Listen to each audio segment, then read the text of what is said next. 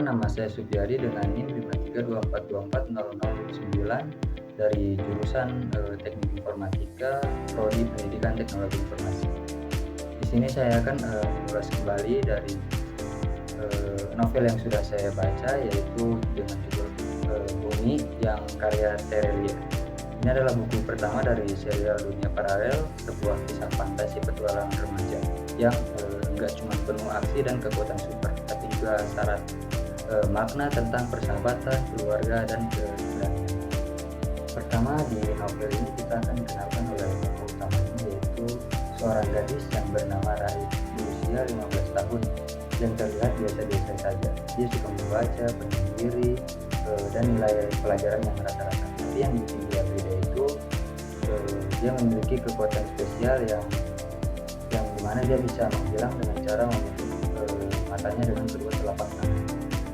Ibunya bisa langsung lenyap dari pandangan dan seorang pun tidak bisa melihat. Sejak kecil dia sudah sadar kemampuan ini, tapi dia memilih menyimpannya rapat-rapat. Tidak ada satupun orang yang tahu, bahkan kedua orang tuanya pun tidak mengetahuinya. Malah kedua orang tua itu menganggap dia itu cuma anak pemalu biasa. Tapi semuanya berubah ketika di sekolah dia bertemu dengan seorang pria asing yang mengetahui kekuatannya. Sosok ini muncul tiba-tiba dan disinilah bisa Raib ini dimulai.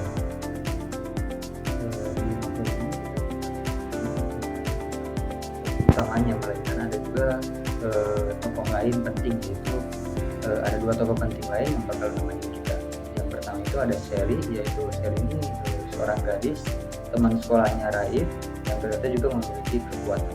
Dia bisa mengendalikan petir, dan ada anak satunya yang itu laki-laki yang bernama Ali. Walaupun dia nyebelin, tapi dia jenius banget. Ini tokoh yang paling saya sukai karena saya itu suka orang yang jenius ataupun cerdas. Awalnya Raib dan Sally kesal sama Ali, tapi lama-lama Ali jadi sosok penting di antara mereka berdua. Lalu di ceritanya ini akan muncul seorang lain atau tokoh penjahat yang bernama Tamus, si pria misterius dari dunia lain.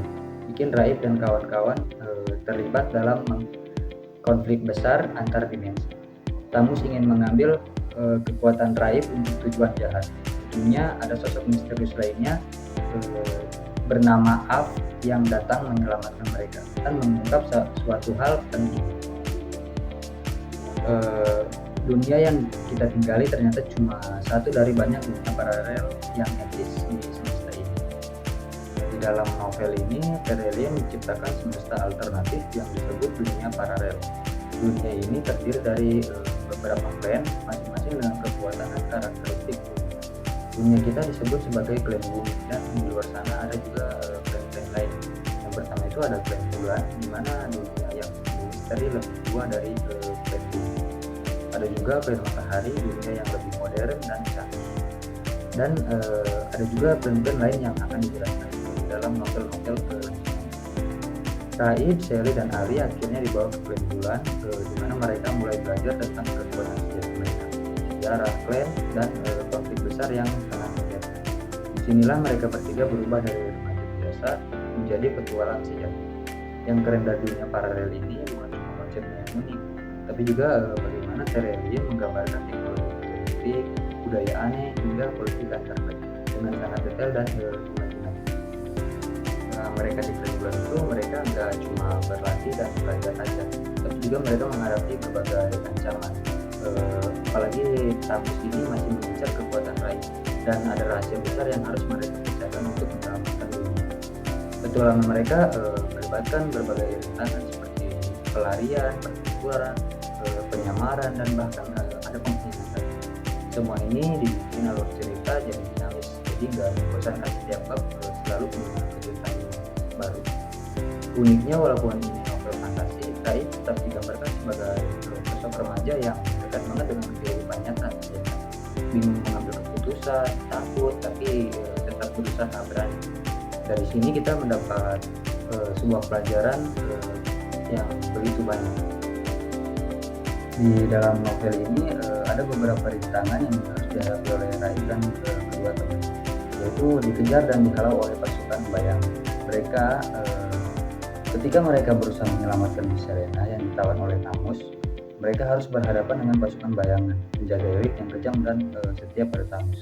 Mereka harus menyelinap ke perpustakaan sentral yang dijaga ketat dan sempat tertangkap. Rintangan ini menuntut mereka untuk bekerja sama, berpikir cepat, dan tetap tenang dalam situasi ini. Ada juga rintangan yaitu pertarungan dengan Thanos di ruang rahasia. Ini adalah rintangan yang paling berat dan menegangkan. Mereka bertiga akhirnya menghadapi Thanos secara langsung dalam ruang rahasia. Thanos menginginkan buku kehidupan yang hanya bisa dibuka oleh Raib karena garis keturunan. Raib mengalami dilema besar, apakah akan membuka buku itu dan memberi kekuatan pada Thanos atau bertarung untuk melindungi. Mereka mengalami tertangan luar biasa secara mental dan fisik karena kekuatan Thanos jauh lebih besar dan mereka hampir kalah. Ada juga pengkhianatan dan kepercayaan. Tidak semua orang yang terlihat baik benar-benar bisa dipercaya. Salah satunya rintangan tersembunyi adalah membedakan mana yang jujur dan mana yang berkhianat, termasuk ancaman dari orang komited. Ini membuat mereka harus terus berhati-hati dalam mengambil keputusan. Dalam novel juga ada momen yang paling sangat epik menurut saya, yaitu Ali berubah menjadi beruang raksasa. Saat situasi benar-benar terdesak dan Thanos hampir mengalahkan mereka, Ali tiba-tiba berubah menjadi makhluk besar seperti beruang raksasa. Suatu bentuk kekuatan yang tidak diketahui sebelumnya. Ini adalah kejutan besar dan menjadi titik balik pertarungan. Ali yang biasanya hanya mengandalkan kecerdasan, kali ini menunjukkan kekuatan fisik luar biasa yang bahkan bisa mengalahkan Thanos. Dalam bentuk beruang, Ali melempar Thanos ke dalam lubang gelap yang menjadi portal menuju tempat pengurungan si tanpa kekuatan. Lalu di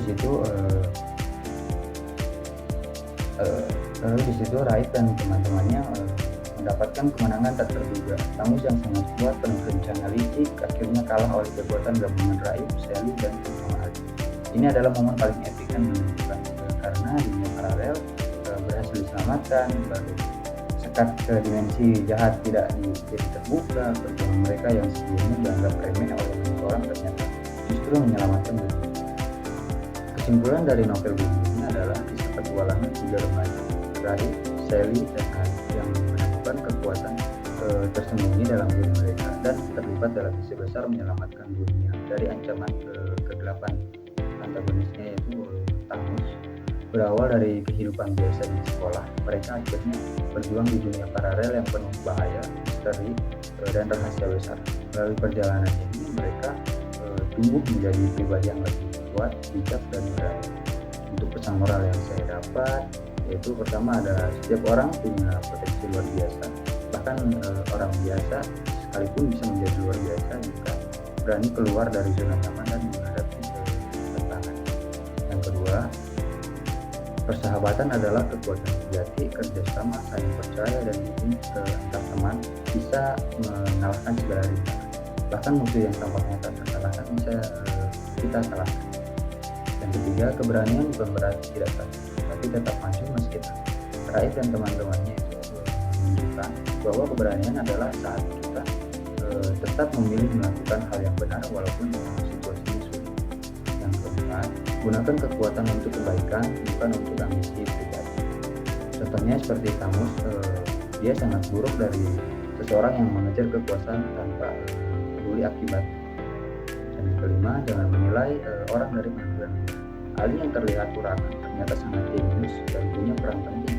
Ini mengajarkan agar tidak cepat menghakimi seseorang. Mungkin cuma itu yang dapat saya gambarkan dalam video ini. Novel yang sudah saya baca yaitu Bumi karya Tereli. Dan terima kasih sudah menonton.